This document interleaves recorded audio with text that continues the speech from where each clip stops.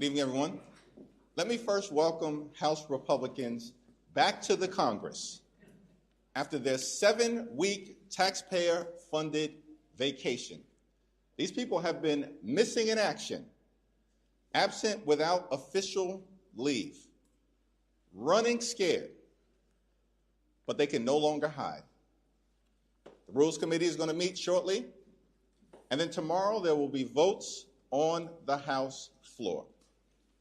And Democrats will continue to press the case, to say to our Republican colleagues, you have another opportunity to extend the Affordable Care Act tax credits and make sure that tens of millions of Americans all across the country in communities that Republicans represent, along with us as Democrats, tens of millions of Americans, rural America, working class America, urban America, small town America, the heartland of America, and in Black and brown communities all across America, people at risk of experiencing dramatically increased premiums, copays, and deductibles because of the Republican refusal to extend the Affordable Care Act tax credits. Before the Rules Committee this evening, House Democrats, led by myself and Whip Katherine Clark, will give the Republicans another opportunity to extend the Affordable Care Act tax credits by introducing an amendment that will extend these tax credits for a 3-year period of time. Same period of time that these tax credits were extended back in 2022. Republicans have created a health care crisis all across America. Largest cut to Medicaid in American history. Hospitals, nursing homes, and community-based health centers closing all throughout the country because of what Republicans did in their one big ugly bill. Medicare still at risk of the largest cut it may confront in American history unless Congress acts by the end of this year. And of course, because of the Republican refusal to extend the Affordable Care Act tax credits in the midst of a cost of living crisis that already exists, that they failed to address, health care for people all across this country is on the brink of becoming unaffordable.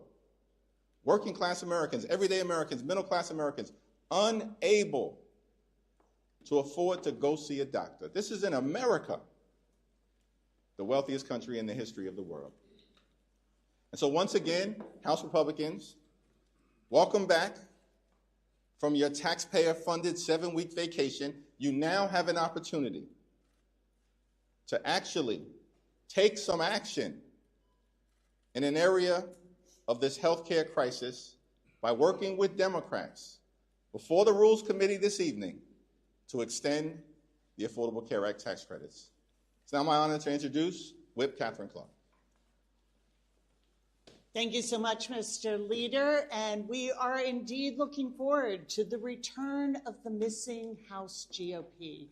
54 days. I know the dust has settled on their desks. I hope they can find their voting cards, and I hope, as Speaker Johnson said, when they were home on their vacation doing the most, quote, meaningful work of their careers, that included talking to their neighbors, talking to their constituents, because I can tell you what we are hearing from people across this country.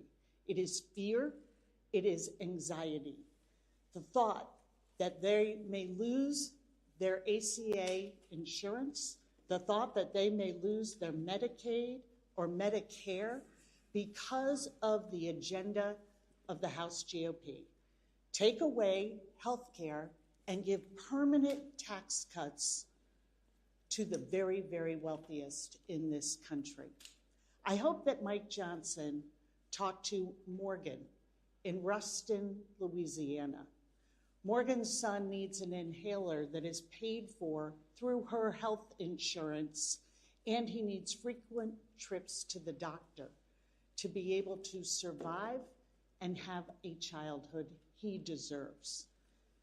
Morgan is so fearful that if she loses that coverage that her son depends on, there are no backup plans. There's no plan B. And so we are saying, listen to the American people and what they are telling you. I hope that you listened to them when you were home, avoiding coming to do your jobs here in the Capitol. And I hope, as the leader has said, you will take this opportunity tonight. We can't undo all the damage they've done, but extend the ACA tax credits for 3 years. Give small business owners, farmers across this country, moms and dads who depend on the ACA in order to get their coverage. Tell them they don't have to have sleepless nights worrying that their cancer treatment for their spouse might not be able to continue. They may not be able to manage their own diabetes, and they may not be able to find health care when they have a sick child. These are the very real cries of Americans. House Democrats are going to remain in this fight, and I hope that on their 54 days, they heard the American people loudly and clearly, and will come back to their senses and do what's right and protect health care in this country. And now it is my great pleasure to introduce our ranking member and fellow Bay Stater on the Rules Committee, Jim McGovern. Thank you. So 8 weeks ago, Speaker Mike Johnson sent the House of Representatives home. He basically abolished the House of Representatives. And he did so because he cares more about giving tax breaks to billionaires than he cares about extending tax relief to working families so they can afford their health care. I took the train down here today because I wanted to make sure I got here for the Rules Committee meeting. I got an earful from a lot of people. People are pissed. People don't understand why this is so difficult. That in a Congress that, again, passes these huge benefits for corporations and for the well-off and the well-connected, can't find it within their politics to be able to pass relief to middle-class families who are going to not be able to afford their health insurance. I mean, this is not a talking point. This is real life. I mean, I've had constituents come up to me and tell me that they don't know what they're going to do. I mean, they can't afford the skyrocketing costs of their health insurance. This is a life or death issue for people. I have people coming up to me and saying they're going to go without health care for a year or two. They just roll the dice and maybe everything will work out okay. Health care ought to be a fundamental human right for everybody in this country. That this is so difficult tells you everything you need to know about the character of the people who are running this House of Representatives right now and the man in the White House. This is disgusting. This is immoral. We're going to go to the Rules Committee, and we're going to take the fight directly to the Republicans up in the Rules Committee. But this should be a no-brainer. This should be a no-brainer, and yet it is becoming this enormous mountain to try to climb in order just to get some help so that people don't lose their health insurance. What the hell is wrong with these people? Again, I mean, I wish Donald Trump could have been on the train with me today and heard some of the stories that I heard. But I don't think he ever has been on a train. I don't know. He lives in a bubble. But I wish some of my Republican colleagues were on that train. How can you not extend these tax benefits for people who are in such desperate need? Look, we're going to continue to try. The beautiful thing about politics is you never lose until you give up trying. And we're not going to give up, and we're going to fight like hell until this gets done. And with that, I'm happy to yield to one of my wonderful members of the Rules Committee, Congresswoman Mary Gay Scanlon of Pennsylvania. Thank you. So we've had this fight going all year, and I've been trying to figure out a way to break it down. But basically, there were two big tax issues that were coming due at the end of this year. One was the tax cuts for billionaires, and the other was the tax credits for folks who get the Affordable Care Act. In July, Speaker Johnson called us back, dragged us back here 4th of July weekend, so they could ram through the tax cuts for billionaires. But when it came time to extend the tax credits for everyday Americans, they went on vacation. They went on vacation early. They said, oh, we don't have to really deal with that. They were unwilling to negotiate with Democrats, and they just left town. So like my colleagues here, I've been hearing from my constituents throughout this period of time when we have not been here in D.C., which we have regularly been in D.C., trying to do the work. But just this morning, I was at the largest Veterans Day parade in the Commonwealth of Pennsylvania, in Media, and I had veterans coming up to me saying, keep fighting. This is killing us. This health insurance issue, my daughter can't get her insurance. She's concerned about her family. I hear from the folks I walk dogs with in the morning that they're thinking about going without coverage because they've got a small business and they can't afford the increases that they're seeing. Hearing from a veteran whose Social Security just barely covers her rent, and she doesn't know what she's going to do for health insurance for her family. It's hitting Americans, and they're not stupid. They know who's fighting for them, and we're going to keep fighting for them. So thank you for paying attention, and this is not over. With that, I would like to yield to my classmate and colleague from the Rules Committee, Joe Neguse from Colorado. Well, I think my colleagues articulated well, and of course Leader Jeffries articulated well, the stakes for millions of Americans whose premiums are skyrocketing, including the many constituents that I represent in Colorado. But I do just want to underscore a point that Chairman McGovern made. And in particular, I say this for the press that are gathered here. Many of you whom have covered the developments in this Capitol for a long time, who were here when Speaker McCarthy was Speaker, when Speaker Pelosi was Speaker, when Speaker Ryan was presiding.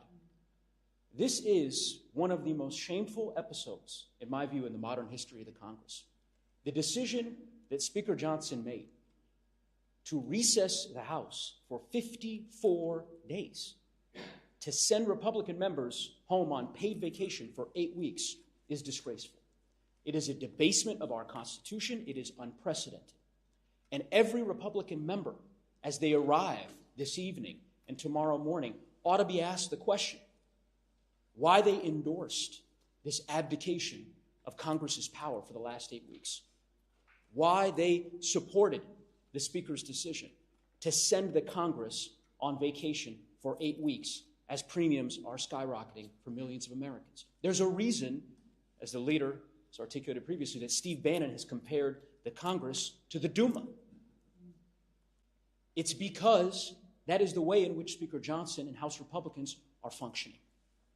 And it is time for accountability. As the Speaker, or excuse me, as the leader and as the whip referenced, Republicans have an opportunity now that they finally ended their 54-day vacation to do the right thing. We're going to give them that opportunity in the Rules Committee, which is the first committee hearing in the House that will have been held since September. Shameful. And I know my colleagues on the Rules Committee feel the same way, including my colleague from the West, my neighbor in New Mexico, Representative Ledger Fernandez. Buenas noches. It has indeed been a while. But tonight at the Rules Committee, as you've heard, we are going to give the Republicans their last chance to show America whether they're going to stand up for the working families and the small businesses in America who need those tax credits, or whether they're going to let them die because they don't get health care, because they have to drop their health insurance because it's too expensive. You know, Madam Whip Clark, the issue of that inhaler, one of the stories that was told to me was a friend of mine said, I want you to take this story back. My brother lost his health insurance. That inhaler would cost $10 or $20 with his insurance. He'd have to go to the emergency room to get a $10 inhaler because without insurance, it costs $400.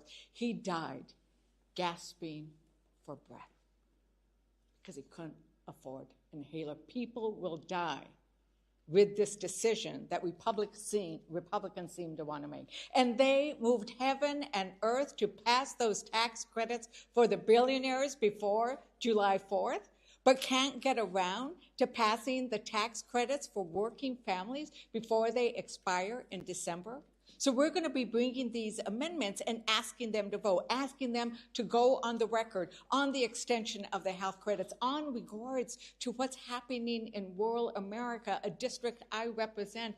And what about those SNAP benefits where states have stepped up, like New Mexico, to make sure that our people don't go hungry? And finally, addressing the fact that the senators are giving themselves a $500,000 to $1 million or more payment.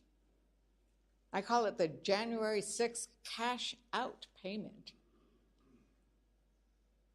They can't make health care affordable for a father and his children, but they're willing to pay themselves millions of dollars. And it is true. We only lose this fight if we give up the fight, and Democrats have been fighting Republicans in a long struggle to provide health care to Americans. We have been fighting Republicans when we created Medicare, when we created Medicaid, when we created the Affordable Care Act, and we're going to not give up that fight because we want all Americans to be able to have health care, including Marjorie Taylor Greene's kids, right? We want everybody everywhere to have health care. And with that, we're ready to go up to the Rules Committee, but I'll pass it back to our wonderful leader. I thank the distinguished members of the Rules Committee, as well as my good friend Katherine Clark, for their comments, for their leadership. Democrats have been engaged in this struggle on behalf of the health care of the American people for a long time. FDR engaged in this struggle. Johnson engaged in this struggle. Truman engaged in this struggle. Bill Clinton engaged in this struggle. Barack Obama engaged in this struggle. House Democrats are here to continue to engage in this struggle to decisively address the Republican health care crisis, standing on the shoulders of Democrats who for decades have been fighting to deliver affordable, high-quality health care for the American people. Questions? Yeah, thank you. So a provision was added into the legislation with regard to a potential, which I think you're referring to, that senators could essentially sue the U.S. government for up to $500,000 if they can prove that their data was used in investigations. What do you say to that, and is there any chance that that will be removed from the CR? House Democrats are going to offer an amendment before the Rules Committee to get that self-dealing sick provision out of the spending agreement. The notion that 8 Republican senators signed off by John Thune and the Republicans, apparently in the Senate and in the House, would give themselves the ability, essentially, to rip millions of taxpayer dollars away from the American people so they could line their pockets because these people were insurrectionist sympathizers is insanity. And we're going to tattoo that provision, just like we're going to tattoo the Republican health care crisis on the foreheads of every single House Republican who dares vote for this bill. Manu? There have been number of members of your own caucus that have called on Senator Schumer to be replaced as Democratic leader. Are you okay with those calls coming from within your own caucus? As I've indicated, we're focused right now on pressing the case in addressing the Republican health care crisis. We'll be before the Rules Committee in moments. We'll have a family conversation as House Democrats. We're strongly opposed as House Democrats to this reckless Republican effort to continue to raise the high cost of living on everyday Americans, which is exactly what they're doing by failing to extend the Affordable Care Act tax credit. Nicole? Even though you said that Democrats are opposed, do you expect any Democrats to defect tomorrow like they did in the Senate? I will have that conversation during our caucus meeting at noon, but our strong expectation is that Democrats will be strongly opposed. Many have issued statements. The New Dem coalition came out today. That's the largest caucus within the House Democratic Caucus, opposed to this Republican spending bill because it fails to address the health care crisis that Republicans have created. Absolutely. Thank you. Mr. McGovern mentioned he wrote the train to make it back in town. Obviously, all of your members are trying to get back. Do you anticipate all Democrats will be here tomorrow in order to oppose this bill and put pressure on Speaker Johnson to rally all of his members to support the legislation. Yes. Congresswoman-elect Alita Grijalva is scheduled to be sworn in tomorrow, and then you expect, she has said she will sign the discharge petition, the Kana Massey discharge petition. Can you tell us when you would expect that vote to actually happen? Just explain to people, we've kind of been waiting for this for so long. Explain when you would expect that Epstein vote to take place. Yeah, let me defer to Whip Clark and once and future Chairman Jim McGovern on that issue. Thank you. It is long, long overdue that the Congresswoman-elect take her place, her rightful place, and be sworn in. So we are being told by the Republicans that that will happen now. They anticipate at 4 o'clock tomorrow before we begin debate on the rule. And it is just another one of those breathtaking split screens that as they are home and we are watching this suffering going on, that they have also decided to put off swearing in Congresswoman-elect Grijalva because they don't want her to sign a discharge petition that would force a vote on the Epstein files. So they don't want to give Americans health care, and they don't want to find justice for the survivors and victims of Jeffrey Epstein. It is an amazingly arrogant and dangerous statement that they are making to the American people about their own security. And it should if she signs it tomorrow, it should ripen in early December, so we can expect a vote. I mean, that doesn't mean that the Speaker of the House might try to do some, shenanigans with the discharge petition, but if all goes the way we want it to go, early December. It's unbelievable that for 7+ weeks, Representative-elect Alita Grijalva was elected in late September decisively, has been denied the ability to serve more than 800,000 people in Arizona. And why is that the case? It's because Republicans are running a pedophile protection program. They are intentionally hiding the Jeffrey Epstein files. But those days are over, because as soon as Representative-elect Alita Grijalva becomes Congresswoman Grijalva, her first act, as she's indicated, is going to be to sign that discharge petition. It's going to force a vote on the House floor, and the American people are going to get the transparency that they deserve. Jeffries, you've not taken off the table a discharge petition on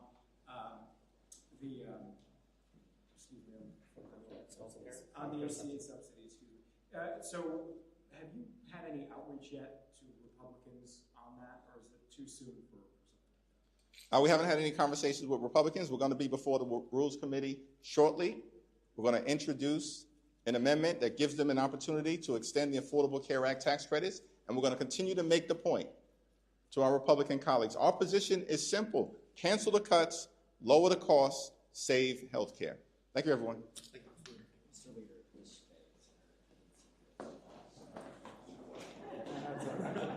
That happens.